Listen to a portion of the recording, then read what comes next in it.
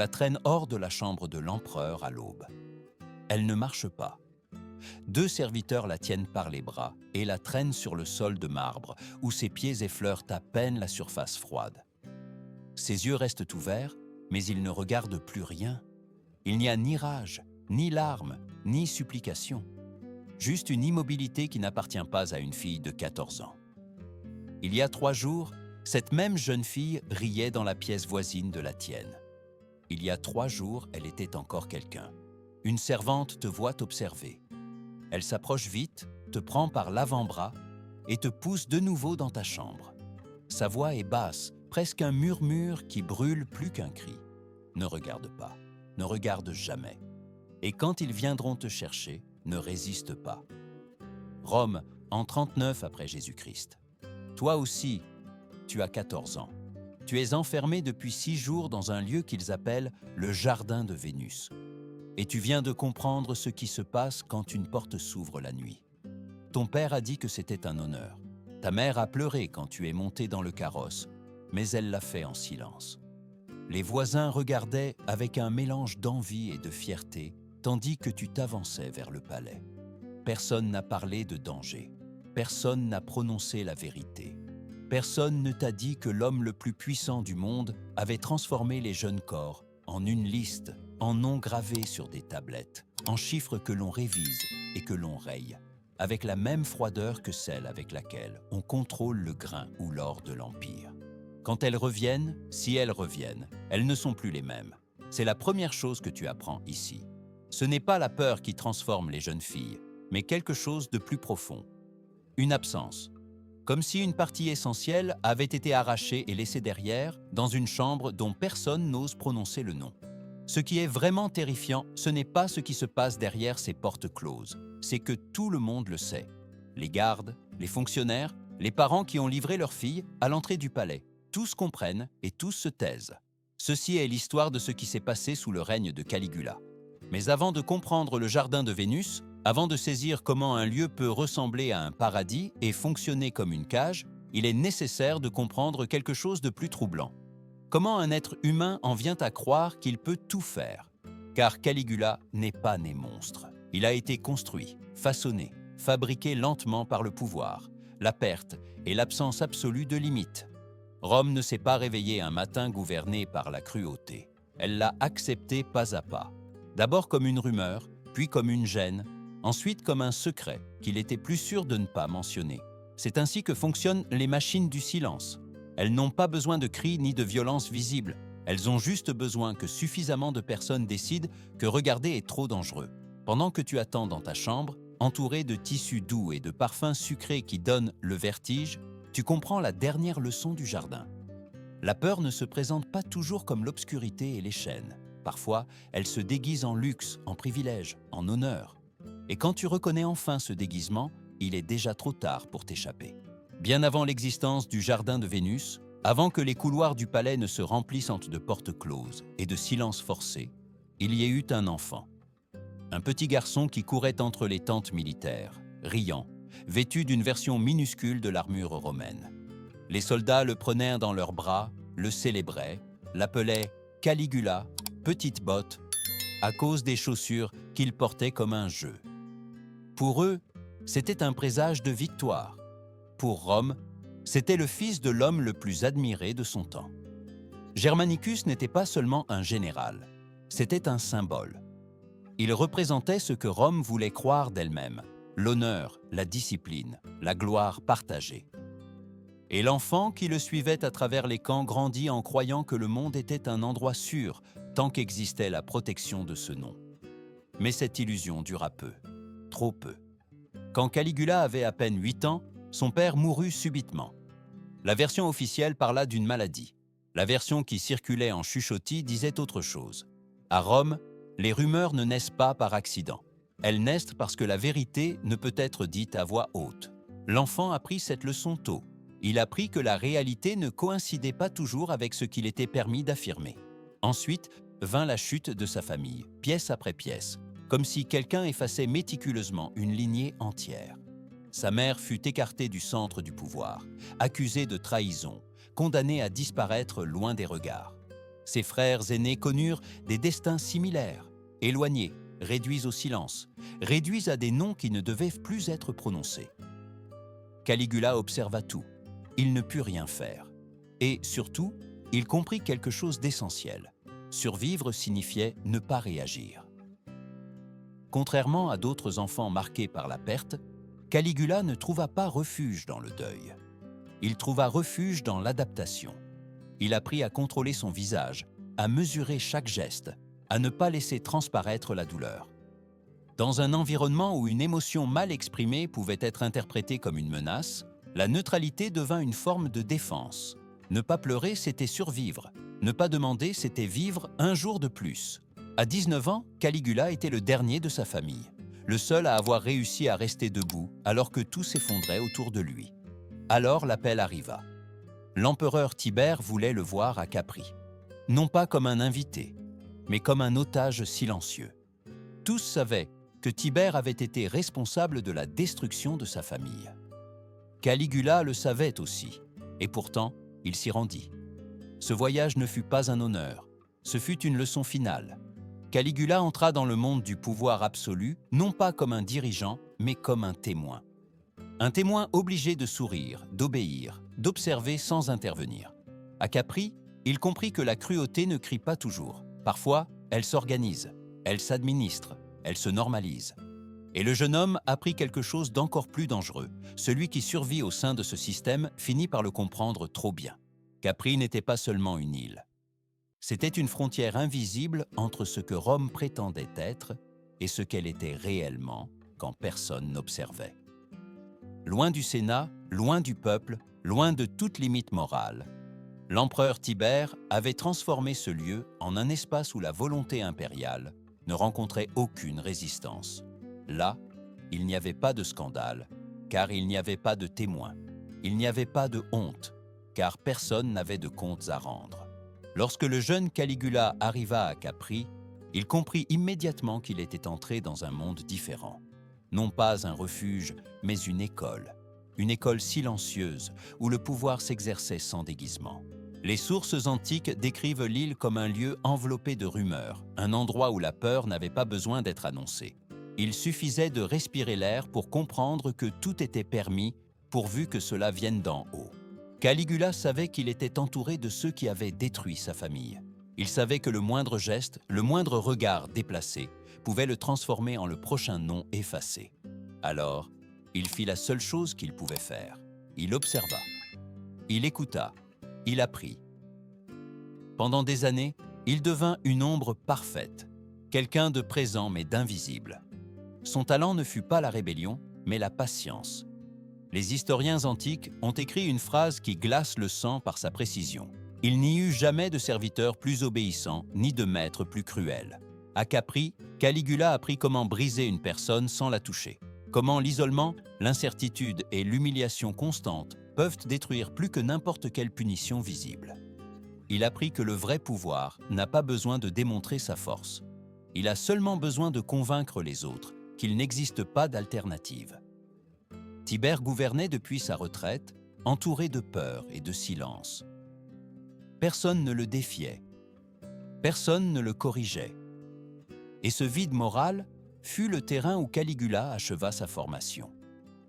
Il vit comment les hommes les plus influents de Rome s'inclinaient, comment ils justifiaient l'injustifiable pour conserver leur position. Il vit comment l'horreur devenait routine lorsqu'elle se répétait assez longtemps. Ici, quelque chose de fondamental se produit. Caligula n'a pas seulement survécu à Capri, il s'est adapté. Il a intériorisé les règles non écrites du pouvoir absolu.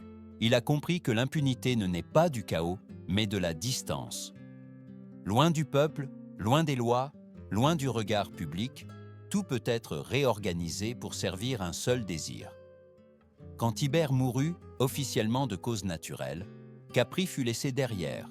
Certains murmurèrent que Caligula avait accéléré cette fin. D'autres dirent qu'il n'avait rien fait.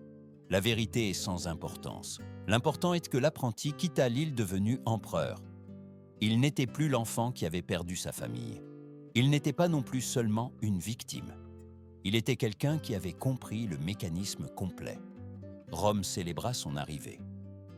On vit en lui le fils du bien-aimé Germanicus. On crut que la souffrance l'avait rendu juste.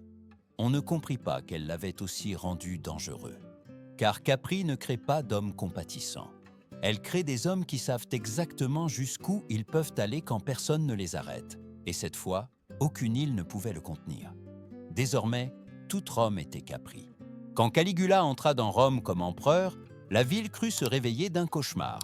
Les rues se remplirent de célébrations, les temples d'offrandes, et le peuple prononça son nom avec soulagement. C'était le fils de Germanicus, l'héritier d'un souvenir aimé. Pour beaucoup, son avènement semblait une correction du destin, comme si l'Empire payait une vieille dette. Pendant les premiers mois, tout confirma cette espérance. Caligula libéra des prisonniers, restitua des propriétés confisquées, organisa des spectacles publics et distribua de l'argent à la population.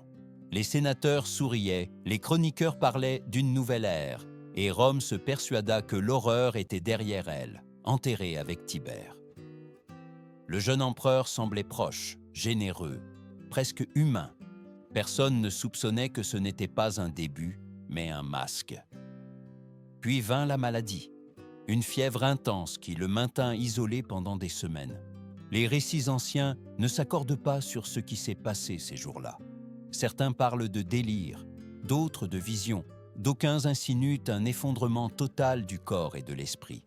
La seule certitude est que l'homme qui sortit de cette convalescence n'était plus le même que celui qui y était entré. Ce ne fut pas un changement immédiat, ni évident pour tous.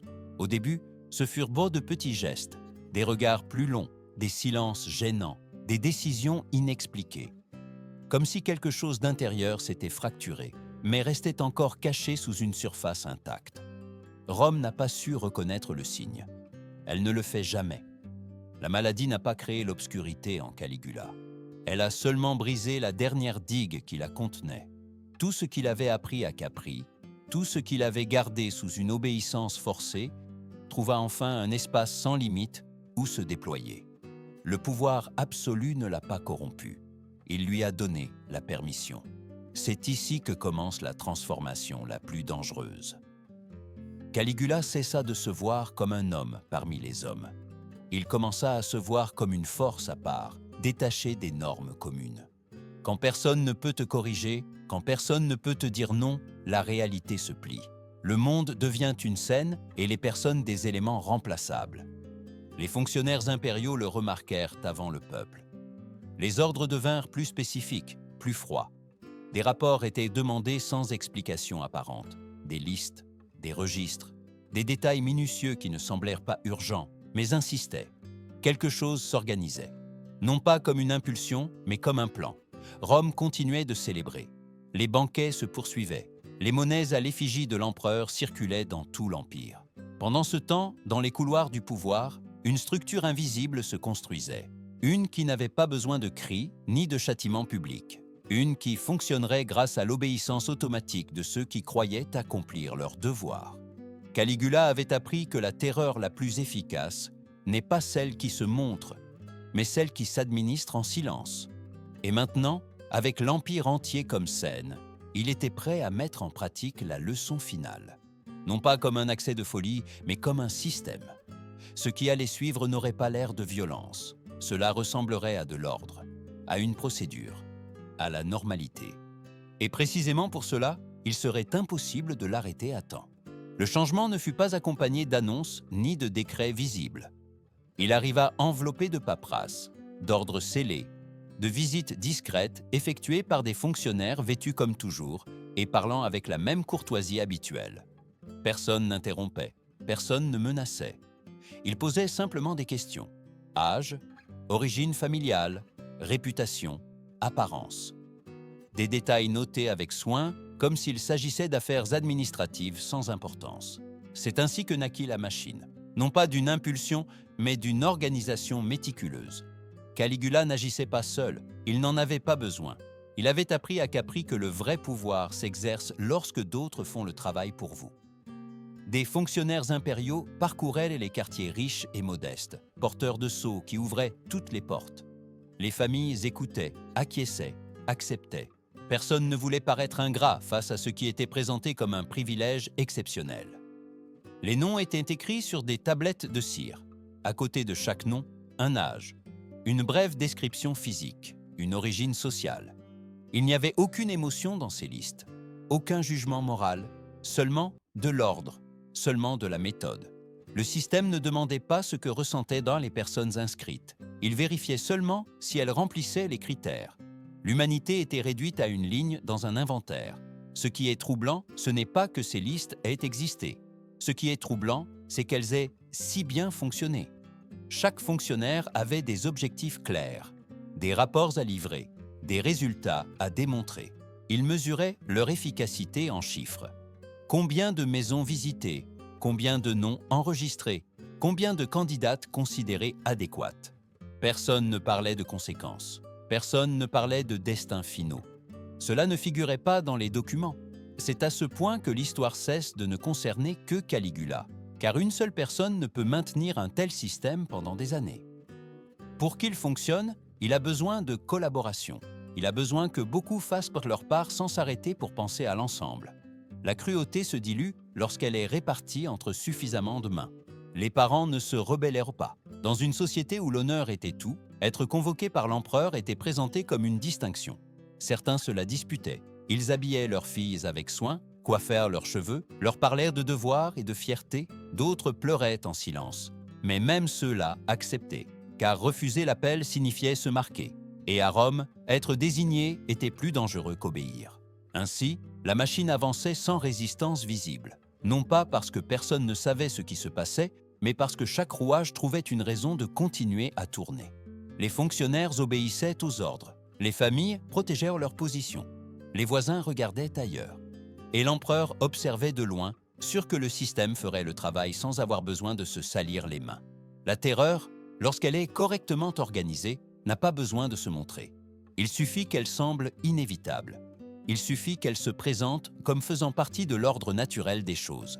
Et c'est exactement ce que Caligula avait réussi à construire. Ils l'appelèrent le jardin de Vénus, un nom choisi avec soin.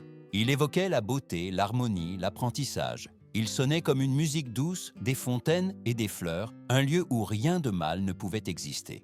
Et c'était précisément sa fonction. Non pas cacher la vérité, mais la déformer. Transformer l'enfermement en privilège, la surveillance en attention, le contrôle en soin. Quand tu arrivais, tu ne voyais ni grille ni mur nus. Tu voyais des tissus délicats, des lits spacieux, des arômes doux qui imprégnaient l'air jusqu'à donner le vertige. Des serviteurs attentifs qui souriaient trop, qui satisfaisaient chaque demande, avant même qu'elle ne soit formulée. De la nourriture que beaucoup n'avaient jamais goûtée. Tout était conçu pour troubler, pour que l'esprit doute de son propre instinct d'alarme. Ce contraste était le premier coup. Le cerveau humain cherche la cohérence. Quand les sens disent « sécurité », mais que le corps ressent « danger », quelque chose commence à se briser. Tu ne savais pas si tu devais remercier ou craindre. Tu ne savais pas si tu étais honoré ou puni. Et cette incertitude constante épuisait plus que n'importe quelle menace directe. Les règles n'étaient pas écrites, mais on les apprenait vite. On ne pouvait pas sortir sans permission. On ne pouvait pas écrire à sa famille. Le temps devenait imprécis. Les jours perdaient leur nom. Personne n'expliquait rien. On attendait simplement. Parfois pendant des jours, parfois pendant des semaines. L'attente devenait une présence lourde, occupant tout. La nuit, on entendait des pas dans le couloir. Ils s'arrêtaient devant une porte. Puis, ils continuaient. Chaque son s'enregistrait dans l'esprit. À l'aube, une chambre restait vide où une jeune fille revenait différente, plus silencieuse, plus distante, comme si une partie d'elle avait décidé de ne pas revenir. Personne ne demandait. Demander ne changeait rien. Les serviteurs observaient avec une attention calculée. Chaque geste était enregistré, chaque larme était notée. Si deux jeunes filles commençaient à trop se parler entre elles, si elles partagèrent du réconfort, elles étaient séparées. Transférées dans une autre aile, car l'isolement n'était pas une erreur du système, c'était une pièce centrale. Là où il n'y a pas de lien, il n'y a pas de force. Là où il n'y a pas de force, il n'y a pas de résistance. Des décennies plus tard, la psychologie moderne donnerait un nom à ce processus. Quand une personne apprend qu'aucune action n'altère son destin, elle cesse d'essayer. Non par faiblesse, mais par survie mentale. l'abandon émotionnel devient une défense. D'abord tu te bats, puis tu comprends que lutter ne sert à rien. Ensuite, tu t'éteins de l'intérieur. C'était le jardin de Vénus, non pas un lieu de châtiment visible, mais un laboratoire silencieux où la volonté se défaisait peu à peu. Il n'était pas nécessaire de briser les corps. Il suffisait de désorganiser la perception, de transformer l'attente en norme et l'incertitude en routine. Quand finalement l'appel arrivait, beaucoup étaient déjà résignés. Et c'était le véritable objectif. Le système ne cherchait pas la résistance. Il cherchait l'acceptation. Il cherchait à transformer les personnes en nombres obéissantes avant même de leur exiger quoi que ce soit. De l'extérieur, Rome continuait de fonctionner. Les marchés ouvraient, les temples recevaient des offrandes. Personne ne voyait ce qui se passait derrière ces murs parfumés. Et ainsi, le jardin continuait de fleurir, alimenté non par la violence ouverte, mais par le silence soigneusement cultivé. Le jardin de Vénus n'était pas le seul théâtre où le pouvoir s'exerçait sans opposition. Tandis que les jeunes filles attendaient dans des chambres parfumées, Rome continuait de célébrer des banquets impériaux qui semblaient tout confirmer. Stabilité, abondance, normalité. Les grandes salles de marbre se remplissaient de rires mesurés, de coupes levées, de conversations soigneusement vides. Là s'asseyaient les hommes les plus influents de l'Empire, convaincus que, tant qu'ils maintiendraient à leur contenance, l'ordre resterait intact. Mais ces rencontres n'étaient pas de simples célébrations. C'étaient des épreuves, des examens silencieux de loyauté. Caligula marchait entre les tables avec la tranquillité de celui qui sait que personne n'osera le contredire. Il observait, il choisissait. Il n'était pas nécessaire d'expliquer quoi que ce soit. Le message était clair, sans besoin de mots. Et ce qui était vraiment troublant, ce n'était pas le geste de l'empereur, mais la réaction de ceux qui en étaient le témoin. Les invités restaient assis, ils souriaient, ils continuèrent de manger, non pas parce qu'ils ne comprenaient pas ce qui se passait, mais parce qu'ils le comprenaient trop bien. Ils savaient que toute objection, tout geste d'inconfort visible aurait des conséquences qui ne retomberaient pas seulement sur eux. Dans un tel système, la protection de la famille devient une chaîne invisible. Se taire semble une forme d'attention. Ici, la cruauté prend une autre forme. Elle ne s'impose pas seulement d'en haut, mais elle se répartit. Chaque personne présente apprend que son silence la rend participante. Qu'une fois qu'elle accepte l'inacceptable, elle ne peut plus le dénoncer sans s'exposer elle-même. La honte devient un outil politique. La complicité, une garantie de stabilité. Les sources antiques décrivent ces banquets comme des moments d'inconfort extrême déguisés en courtoisie. Conversations forcées, rires tardifs, regards qui évitent de se croiser. Personne ne veut être le premier à reconnaître que la limite a été franchie, car le faire signifierait admettre que tous l'ont permis. Et ainsi, la salle entière se transforme en une prison sans mur. Caligula comprenait cela mieux que quiconque. Il n'avait pas besoin de punir tout le monde. Il suffisait de les impliquer. Parfois, il offrait des faveurs qui étaient des pièges. Les accepter impliquait de franchir une ligne, les refuser, d'insulter l'empereur. Il n'y avait pas de bon choix. N'importe quel chemin menait à la perte de l'honneur ou de la sécurité. C'était l'essence du contrôle.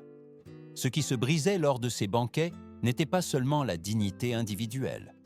C'était la possibilité même de résistance collective. Car quand tous se sentent coupables, personne ne peut élever la voix.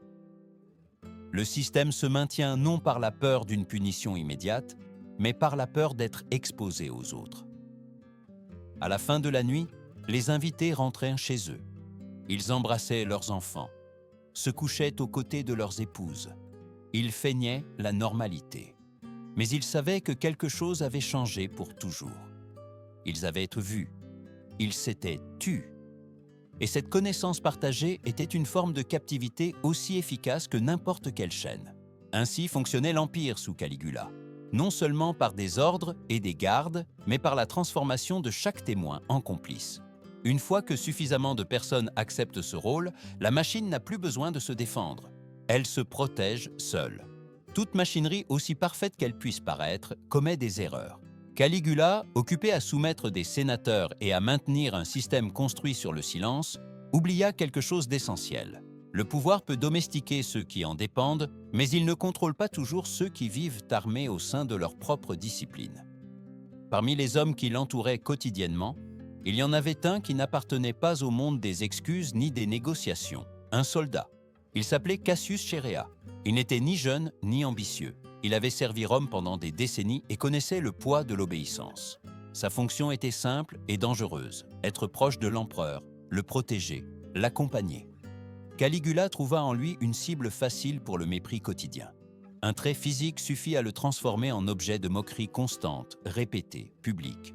Ce n'était pas une humiliation isolée, c'était une routine. Et les routines, quand elles se prolongent, érodent même les plus résistants.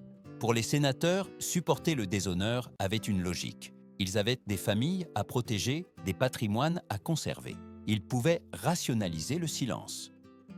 Pour un soldat, l'équation était différente. Chaerea vivait chaque jour avec une épée au côté et avec le souvenir de ce que signifiait l'honneur dans un monde qui ne le reconnaissait plus. Caligula crut que cette discipline pouvait aussi être brisée par le sarcasme. Il se trompa. Le moment arriva sans annonce. Ce ne fut pas une scène publique ni un acte cérémoniel. Ce fut un couloir étroit, souterrain, loin de la foule. Un espace où le pouvoir, pour la première fois, n'était pas protégé par la distance ni par la théâtralité. L'empereur avançait confiant, sûr que rien ne pouvait l'atteindre. L'habitude du pouvoir absolu crée une dangereuse illusion, celle de l'invulnérabilité. Ce qui se passa ensuite fut rapide, chaotique, inévitable. Les sources s'accordent sur un point essentiel. Il n'y eut pas de négociation. Il n'y eut pas de véritable avertissement. Des années de peur, d'humiliation accumulée, de silence forcé, se concentrèrent en un instant. Le système qui avait fonctionné avec précision pendant 4 ans s'arrêta brusquement, non par justice ni par rébellion populaire, mais par une rupture interne. La fin de Caligula ne fut pas un acte de libération pour Rome. Ce fut un accident du mécanisme même qu'il avait créé, une erreur de calcul. En poussant trop loin quelqu'un qui n'avait rien à perdre, l'empereur activa la seule force qu'il n'avait pas prévue, la décision de quelqu'un qui ne craignait plus les conséquences. Quand tout fut terminé, le silence revint, non pas comme un soulagement, mais comme un vide. Le pouvoir changea de main, mais les questions restèrent en suspens dans l'air. Que faire de ce qui avait été vu? Comment refermer une blessure qui compromettait trop de monde? La machine avait perdu son créateur, mais ses effets étaient toujours présents, attendant une réponse que personne n'était prêt à donner. Avec la chute de Caligula, Rome ne s'éveilla pas à une vérité libératrice. Elle s'éveilla à un problème impossible. Le nouvel empereur, Claude, hérita d'un empire qui préférait oublier plutôt que comprendre. Car reconnaître ce qui s'était passé signifiait quelque chose de plus dangereux que la honte. Cela signifiait la responsabilité. Et la responsabilité, quand elle est répartie entre trop de monde, menace de tout détruire. Que faire des jeunes filles qui restaient encore dans le jardin de Vénus? Si l'on parlait d'elles, les familles exigeraient des réponses. Les sénateurs seraient exposés. Les fonctionnaires qui avaient exécuté les ordres seraient stigmatisés. Le système entier, soigneusement construit sur la négation collective, s'effondrerait. Claude choisit donc le chemin que Rome connaissait le mieux. Le silence. Les jeunes femmes furent renvoyées chez elles sans explication publique, avec des cadeaux, de l'or, des tissus, des bijoux. Non pas comme réparation, mais comme paiement. Un accord tacite, la richesse en échange de l'oubli. Beaucoup de familles acceptèrent, non pas parce qu'elles croyaient que cela effacerait ce qui s'était passé, mais parce qu'elles ne voyaient pas d'autre issue. Dans une société où l'honneur définissait l'avenir, le silence semblait la seule forme de survie. Mais la mémoire ne fonctionne pas comme les registres officiels. Elle ne disparaît pas quand on lui ordonne de se taire. Les femmes revinrent marquées par une expérience qui ne pouvait être racontée sans conséquence. Certaines évitèrent tout contact humain pour le reste de leur vie. D'autres sursautaient au moindre pas nocturne. Beaucoup ne parvenaient pas à dormir sans une lumière allumée. Les corps rentrèrent chez eux, les esprits pas toujours. Des décennies plus tard, le médecin grec Galien décrirait des symptômes étranges chez des femmes ayant vécu de longues périodes de captivité. Perte de la parole, refus de la nourriture, un regard éteint qui ne réagissait pas au monde. Il ne mentionna pas le jardin de Vénus. Peut-être ne le savait-il pas, peut-être que oui, et il ne put le dire. Mais les descriptions coïncident trop pour être fortuites. De ce qui s'était passé ne restèrent que des fragments, des témoignages transmis à voix basse, des confessions tardives faites sur des lits de mort, des textes copiés et recopiés par des mains qui ne comprenaient pas entièrement ce qu'elles préservaient. De nombreux documents furent détruits par ordre impérial. Les registres du système, les tablettes, les listes brûlèrent. Ce que nous connaissons aujourd'hui n'est guère que ce qui a survécu au feu et à la peur. Le jardin de Vénus n'existe plus. Il est enfoui sous des couches de pierre et de temps. Parfois, les archéologues trouvent des vestiges, une mosaïque, un flacon de parfum, des indices d'un lieu qui se voulait beau. Mais les chambres où tant de volontés furent brisées ont été effacées. Rome a voulu oublier, et en grande partie, elle y est parvenue. Cependant, tout ne peut pas être éliminé. Les structures physiques disparaissent, les archives brûlent, les noms se perdent. Mais ce qui s'inscrit dans la mémoire humaine persiste. La jeune fille du début de cette histoire, celle qui fut conduite hors de la chambre de l'empereur, a existé. Nous ne connaissons pas son nom. L'histoire ne l'a pas jugé important. Elle fut une annotation sur une tablette, un numéro au sein d'un système efficace. Mais elle fut réelle. Elle eut une vie avant que quelqu'un ne décide de la transformer en inventaire. C'est le véritable héritage de cette histoire. Non seulement la cruauté d'un empereur, mais la facilité avec laquelle une société entière accepta un mécanisme qui déshumanisait en silence. Les fonctionnaires obéissaient, les gardes accomplissaient leurs devoirs, les sénateurs protégeaient leur famille, les parents acceptaient un honneur dangereux. Tous avaient une raison. Et la machine continua de fonctionner. Ce n'est pas la morale qui l'a arrêtée, ce n'est pas la justice. Ce fut un accident, une faille inattendue, un individu qui cessa de supporter. Et cela devrait nous inquiéter plus que n'importe quel détail perdu du passé. Car les systèmes de cruauté ne s'effondrent pas parce qu'ils sont mauvais. Ils s'effondrent quand quelqu'un, par hasard ou par épuisement, rompt l'équilibre. C'est pourquoi ces histoires sont importantes. Non pas parce qu'elles appartiennent à un monde lointain, mais parce qu'elles révèlent des schémas qui se répètent. Les noms changent, les décors changent, mais la structure demeure. Et tant que le silence continuera de sembler plus sûr que la vérité, la machine sera toujours prête à redémarrer.